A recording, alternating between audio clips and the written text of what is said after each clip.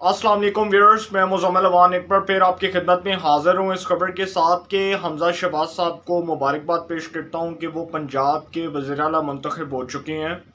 بہت بہت مبارک ہو ان کو کہ وہ پنجاب میں اپنے قائد ایوان ہوں گے، لیکن اس کے ساتھ ساتھ یہ جو پنجاب میں صورتحال بنی،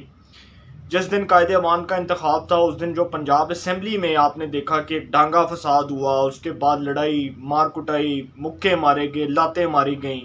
پولیس کے اوپر جو ہے وہ تشدد کیا گیا۔ پرویز الہی صاحب نے جو ڈپٹی اسپیکر صاحب تھے دوست مزاری صاحب، ان کے خلاف جو ایک عملہ بلوایا، وہاں پر باہر سے وہ جو ان نون پرسنز تھے ان کو بلایا گیا۔ تو یہ جو ایک پورا پروسیس ہے نا، اس نے اس ٹائم کنٹروورسی کھڑی کی جب ہم نے دیکھا کہ وفاق کے اندر عمران خان صاحب نے تحریک عدم اعتماد کو ناکام بنوانے کے لیے اس کو ہر طریقے سے آپ کہہ سکتے ہیں کہ اس کو ڈیلے ٹیسٹکس کے ذریعے استعمال کرنے کے لیے جو حربے آزمائے تھے، اسی طرح کے حربے پنجاب میں قائد ایوان کے انتخاب کے لیے آزمائے گئے۔ اور پنجاب میں جو نئے قائد ایوان کا انتخاب تھا اس میں حکومت کا جو لیک آف انٹرسٹ تھا وہ پہلے دن سے شو ہو رہا تھا، اور حکومت کو اس بات کا علم تھا کہ پرویز الہی صاحب جو ہیں وہ نئے قائد ایوان منتخب نہیں ہو سکتے۔ اس لیے نہیں ہو سکتے کیونکہ ان کے پاس اکثریت موجود نہیں ہے۔ یہ بات حکومت کو بہت اچھے سے معلوم تھی، اور حکومت نے اس بات کو بہت لائٹ لیا کہ یہ الیکشن جو ہے اس کو ہم عدالت میں لے کر جائیں گے۔ پہلے وہ گئے، chief justice Lahore high court justice Amir Bhatti صاحب نے جو فیصلہ دیا، اس فیصلے کے بعد انہوں نے اسی فیصلے کے اوپر جو ہے وہ ایک اور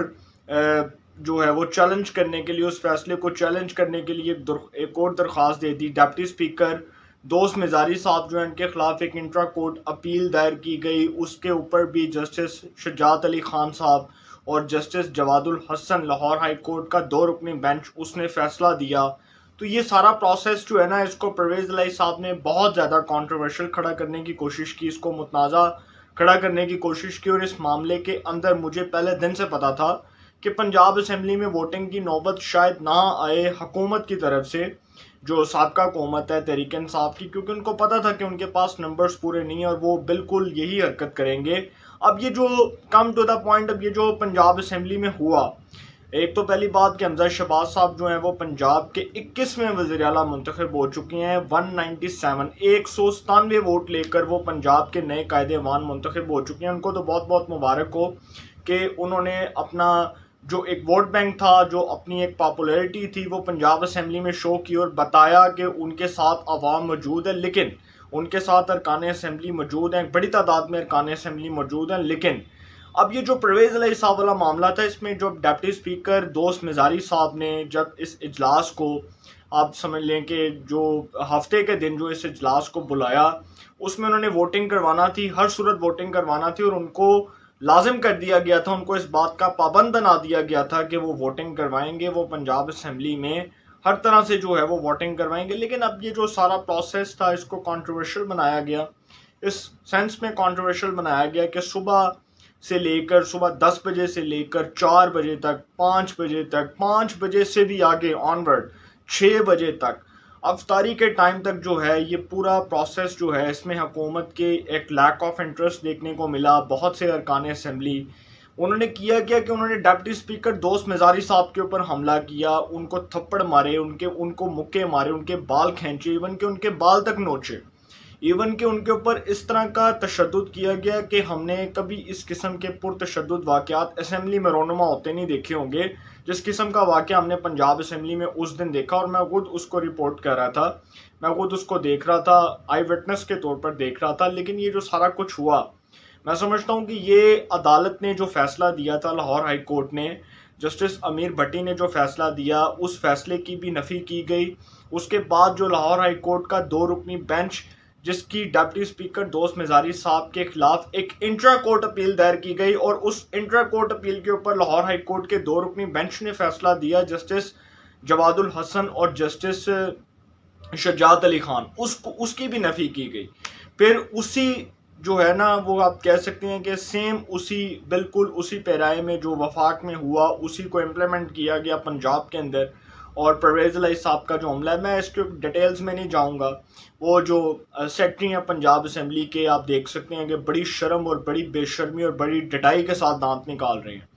وہ سیکٹری پنجاب اسمبلی محمد خان بھٹی جیسا شخص، جس کو پرویز الہی صاحب نے اس پنجاب اسمبلی کے اندر نوکری دی، اس پر جو ہے وہ محمد خان بھٹی کے چہرے کے اوپر جو مسکراہٹ تھی، اس سے آپ دیکھا جا سکتا ہے کہ یہ سارا عملہ پرویز الہی صاحب کے کہنے پر، ان کی جو ہے وہ ایما کے اوپر یہ جو کام ہو رہا تھا. یہ مجھے بڑا دکھ ہوا کہ پرویز الہی صاحب ایک بڑے زیرک سیاستدان ہیں، ایک بڑے سینئر سیاستدان ہیں، لیکن اگر انہوں نے یہی کرنا تھا، اگر انہوں نے اسی طرح ووٹنگ سے بھاگنا تھا، اور اگر اسی طرح انہوں نے پنجاب میں نئے قائد ایوان کے انتخاب کو متنازع بنانا تھا، تو ان کو پھر ووٹنگ میں نہیں جانا چاہیے تھا میرے لحاظ سے. ان کو پھر اس ووٹنگ کے اندر جو ہے وہ ان کو حصہ نہیں لینا چاہیے تھا، ان کو ایز اے کینڈیڈیٹ نامینیٹ نہیں ہونا چاہیے تھا نئے قائد ایوان کے لیے، جب ان کو پتا تھا کہ ان کے پاس اکثریت موجود نہیں ہے. لیکن اب پرویز الہی صاحب کے اوپر جو پھر تشدد ہوا، اس کے اوپر ان کا کہنا ہے کہ جی وہ پنجاب اسمبلی میں جو ہنگامہ رائی ہوئی. اور پھر بھی بڑی بات ہے، پہلے تو میں دوست مزاری صاحب کو اپریشیٹ کرتا ہوں کہ انہوں نے اتنی بدتمیزی، اتنی طوفان بدتمیزی برپا ہونے کے بعد، اتنی جو ہے وہ گالم گلوچ کے بعد، اتنی جو ہے وہ آپ کہہ سکتے ہیں کہ ایک ہائپ کھڑی ہونے کے بعد بھی پنجاب اسمبلی کا اجلاس بلایا اور ووٹنگ کروائی، اور ووٹنگ کے عمل کو ہر صورت یقینی بنایا اور عدالتی فیصلے کے وہ پابند ٹھہرے. تو یہ ایک تو پہلی بات کہ ان کو خراج تحسین پیش کرنا چاہیے کہ انہوں نے بہت اچھا کام کیا. دوسری جانب اچھا پرویز الہی صاحب کی طرف آتی ہیں. پرویز الہی صاحب جو ہیں، ان کے اوپر جو تشدد ہوا، سب سے پہلے تو میں اس کو بھی کنڈیم کرتا ہوں، اس کی بھی مذمت کرتا ہوں کہ بہت غلط ہوا جو بھی ہوا. پرویز الہی صاحب کے ساتھ بھی نہیں ہونا چاہیے. تو ڈیفینیٹلی جو ان کے خلاف جو ایک اقدام اٹھایا گیا، جس طرح وہ کہتے ہیں کہ جی میرے پر تشدد کیا گیا، تو اس کی بھی انکوائری ہونی چاہیے، صاف اور شفاف انکوائری ہونی چاہیے. لیکن پرویز الہی صاحب جنہوں نے آکسیجن لگوایا اس ٹائم انہوں نے بتایا کہ جی ان کے اوپر تشدد ہوا ہے، بالکل اس کی انکوائری ہونی چاہیے. لیکن میں ایک بات جو ہے وہ پوچھنا چاہتا ہوں سابقہ حکومتی لوگوں سے اور پرویز الہی صاحب سے کہ اگر یہ سارا کچھ آپ کو پتا تھا کہ یہ ہونا ہے، اور پنجاب اسمبلی میں ووٹنگ ہونا ہے، اور ڈپٹی اسپیکر نے عدالتی فیصلے کا پابند ٹھہرنا ہے، تو پھر آپ ووٹنگ میں نہ جاتے. پھر آپ کو پتا تھا کہ جب آپ نے اتنی ہائپ کھڑی کرنے کے بعد بھی قائد ایوان کا انتخاب نہیں لڑنا، تو پھر آپ ووٹنگ میں نہ جاتے. اور پھر پرویز الہی صاحب جو ہیں، انہوں نے تو خیر بائیکاٹ کر دیا. بائیکاٹ تو ایک بہانہ تھا نا، وہ تو ان کو پتا تھا کہ اصل میں میرے پاس تو کوئی اکثریت موجود نہیں ہے، تو میں اس الیکشن کو اگر کنٹیسٹ کرتا ہوں تو میں اپنے ساتھ غداری کروں گا، اپنے عہدے کے ساتھ غداری کروں گا، اپنے کردار کے ساتھ غداری کروں گا، اپنے کردار پر ایک غداری کا لیبل لگاؤں گا کہ اگر میں ووٹنگ میں جاتا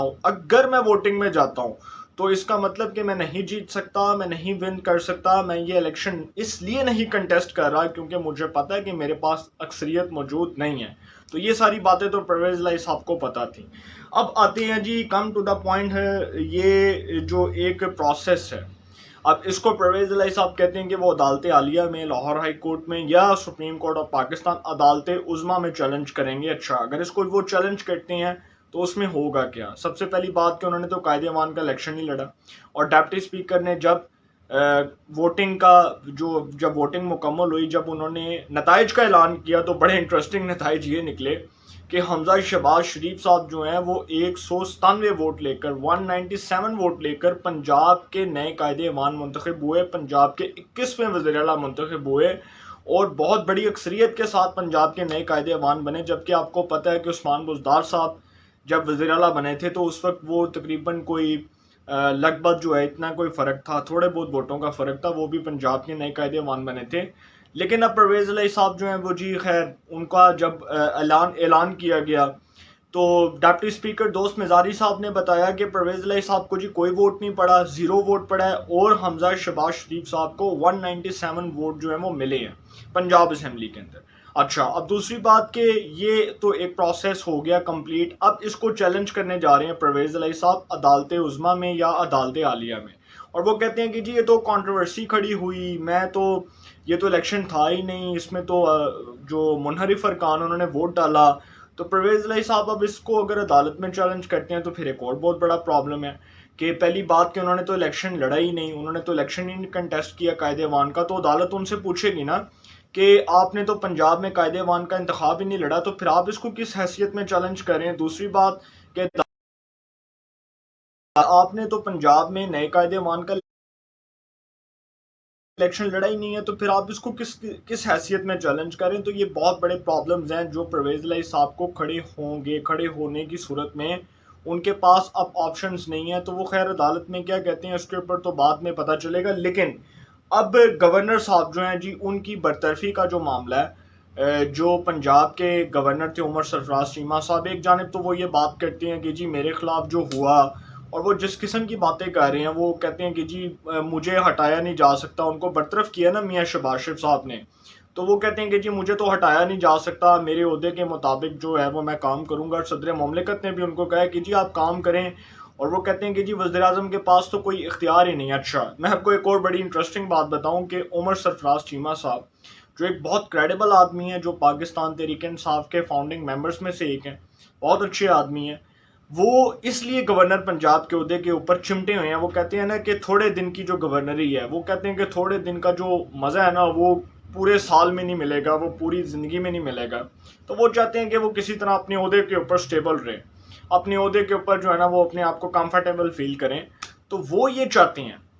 چاہتے ہیں کہ کسی بھی طرح میں گورنر کے عہدے پر رہوں، حکومت کوئی بارگن کر لے، حکومت کوئی جو ہے وہ بات کر لے اور مجھے کہے کہ جی ٹھیک ہے جی آپ گورنر رہیں۔ جس طرح عشرت العباد صاحب بہت سال گورنر رہے، اور اتنے سال وہ گورنر کے عہدے پر چمٹے رہے، اور کسی کو خیال بھی نہیں آیا کہ عشرت العباد جو پرویز مشرف کے دور میں گورنر بنا،